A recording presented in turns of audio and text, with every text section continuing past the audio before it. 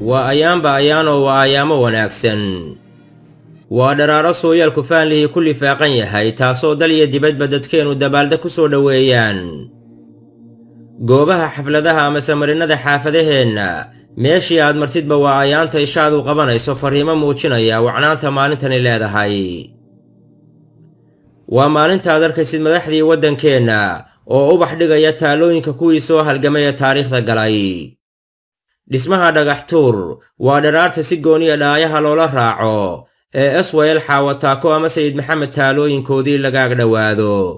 daljirka dahsoon waa subaxa barbaarteenu sawirwada ku ahaadaan ee hoboladuna hab riwaayadeed iyo heeso doorkooda ku muujiyaan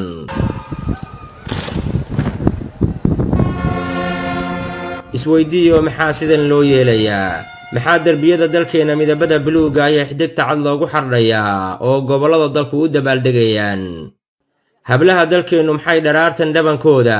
intay dhaashi u diidaan ay astaamaha waddankeena wajigooda u soo marsanayaan waa maalintii geygeena qayb ka mid ah gobonimadiisa helay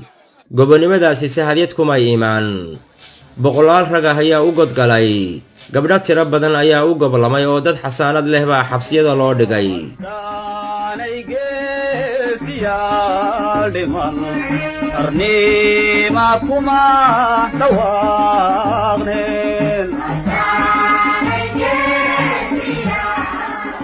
qof walbaaba xeelad buu xorriyadeena ku raadiyey mid baa qalin ku dagaalamay mid baa qori intuu qaatay quwaddiisa adeegsaday kuwaa dhaqaale dhiib halganka ku dhiirigelinayay dibadaha kuwa intay u dhoofeen diblomaasiyad wax ku doonayay qaar baa dar ilaahay iyo gobonimada dalkeenna intay iyaguna u duub xidheen 20 sano u darwiishtamay halgamayaashaas caawa laga hadlay oo naftooda u soo huray hadday ahaayeen kuwii waqooyi gobolada waqooyi iyo hadday ahaayeen halgamayaashii halyeeyadii gobolada koonfureed waxay ka midaysnaayeen dhowr arrimood waxay ka midaysnaayeen gumaysi diid waxay ka midaysnaayeen gunnimo diid waxay ka midaysnaayeen quursi diid in qofka Soomaaliyeed uu ogolaado in laga sarreeyo in dawladihii Yurub ay ku heshiiyey inay Afrika yimaadaan bacdama ay midaysnaayeen iyagu ay ku midoobeen inay Afrika yimaadaan oo u qaybiyaan qabiilo iyo dhaqamo iyo diimo ay u qaybiyaan oo ay muujiyaan inay ka sarreeyaan ummadaha Afrikaanka ay u yimaadeen waxaa diiday halyeeyadeennii waxaa diiday halgamayaasheenii ayaa diiday waxaana mideeyey kuwii gobolada waqooyi ee wadaniyiinta ahaa iyo kuwii gobolada koonfureed ee wadaniyiinta ahaa waxaa mideeyey inay diideen gunnimo inay yidhaahdeen Soomaali gun ma aha waa gob Soomaali qof kasta meel kasta ha ka yimaado igama sarreeyo waa la simana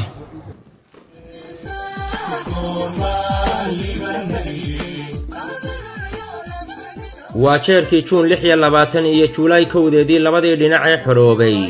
inta la mideeyay dabadeedna la dhidbay Jamhuuriyad Soomaaliyeed muqdisho madasheena laga dhigayay maanta waa dharaartaan gobonimada dhalineen calankeenna dhidigne عليهو هادعين هديلين عليهو هادعين هديلين وليغا ديسنو xusuus awgeed waa yeelkii waagaa joogay waa ayaanta ishoodu ilintu isku soo taagto ee sidii dhallaankii ilmadu ay tibiq ka tiraahdo waa maalintii u horeysay ee tirsiga dawladnimadeennan 59 jirsatay ay soo bilaabatay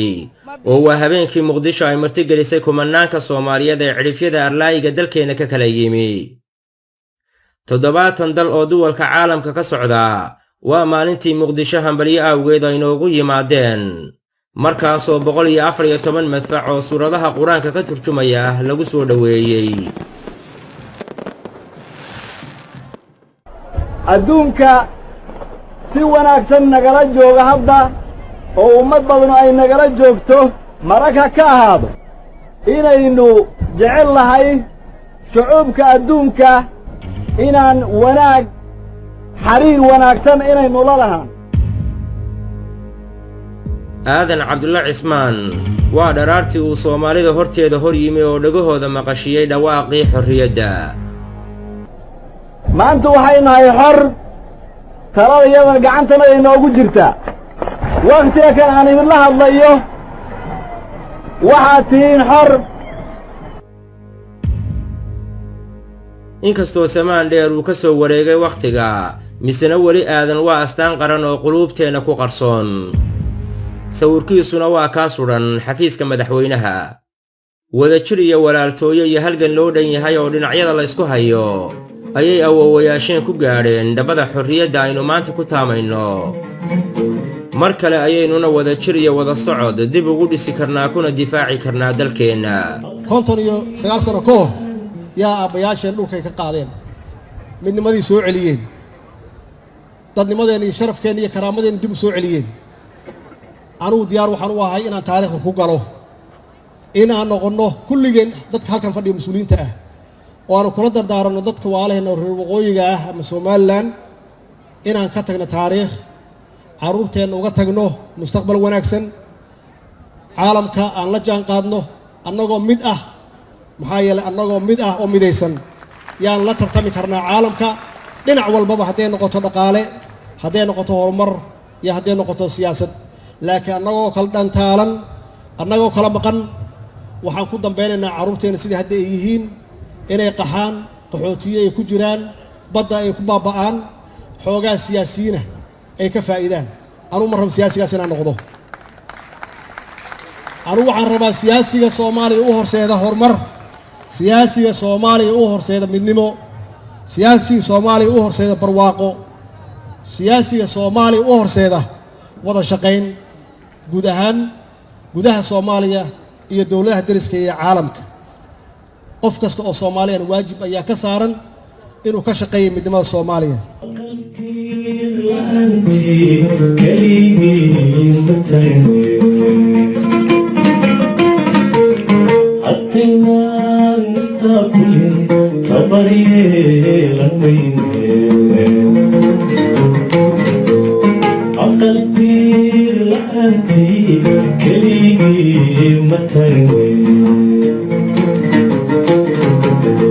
Adina nista kulin